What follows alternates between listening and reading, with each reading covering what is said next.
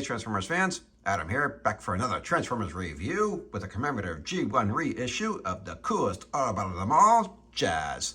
Let's get into it. Starting with his packaging here.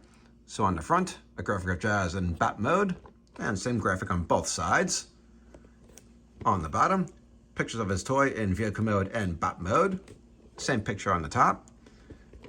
Open up the little flap here, and we have pictures of other commemorative G1 reissue Transformers.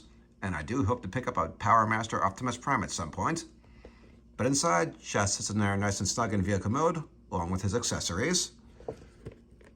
And then on the back, a nice graphic of the Transformers, and then a mini bio for Jazz. Set that aside, and let's get out his accessories. So we have the rocket launcher and the rocket, and then also his blaster. And the difference I see already compared to the actual G1, these are painted black instead of chrome. I do wish they would have stuck with the chrome, but what are you gonna do? Set this aside for now. And then Jazz himself here, in vehicle mode, modeled after our Porsche 935 turbo racing car. And the original G1s did have the Martini sponsor logo, just with an extra I at the end, but they can't quite get away with that anymore, so they had to change up the logos entirely. At least they were able to keep his number 4 though. More recent releases couldn't even get away with that. And it does have the rub sticker, so we'll give that a little bit of heat. And let's see, does the Autobot logo still show? Yeah, a little bit. And I can feel it with the die-cast too. I do miss that feeling compared to today's plastic. But my favorite feature, rubber wheels. You've heard me say in my videos a few times how much I despise the plastic ones that I've had to switch to. I get it, they do last longer, but rubber is just so much nicer. And Jazz here, besides being one of the coolest Autobots, was also one of the toughest. So tough that he's one of the few OG Autobots to survive Unicron in the 86 animated movie. Alright, let's go ahead and transform him. Start by extending out the legs. Rotate the legs down. Bring his feet up. And then separate the legs as much as you can. Just like that. Next, unclip the doors. And then we work on his top half. So his hands clip into his elbows. Go ahead and unclip those. And then bring out his arms. So with this one, all we do is rotate his hand. With this one, to hide those screws, we'll rotate the whole arm around. And then rotate the hand. And now, this metal piece here, bring that down, and then bring the hood up. It's on a double hinge.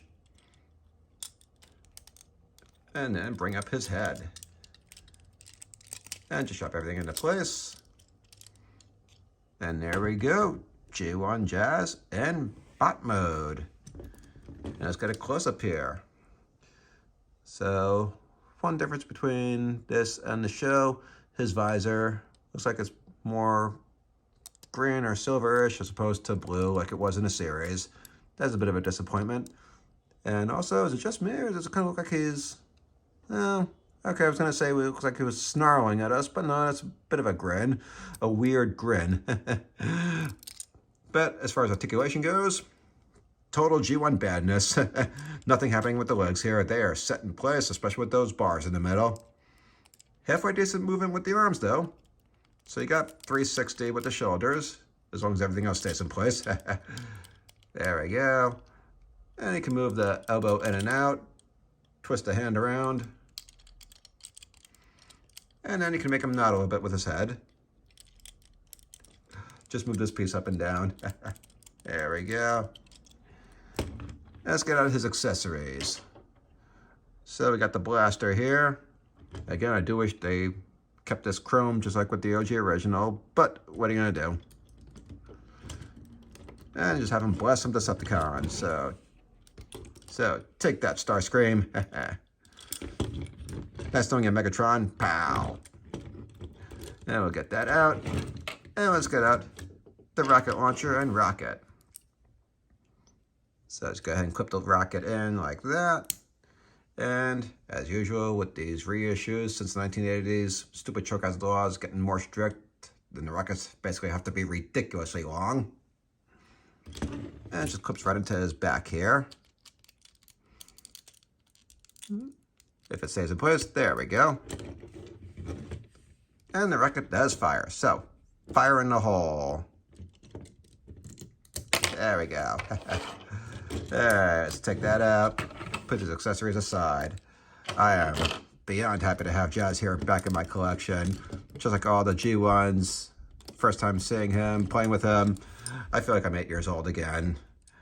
Alright, let's go ahead and transform him back. So, go ahead and lift up the hood here. Bring that head back in. Close it back up. And then his arms. With this one, we just rotate that fist around. And then with this one, rotate the whole arm around. And then the fist. And then we can tuck his arms back in. So just like this. And same with the other one. And then we clip the fists back into the elbows.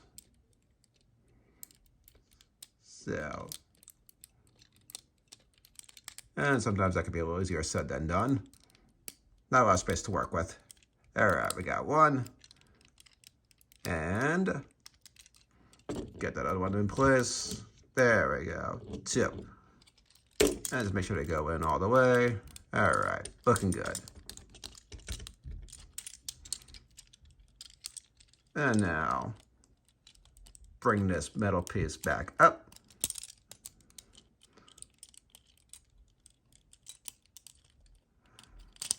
There we go. And now we can clip the doors back in.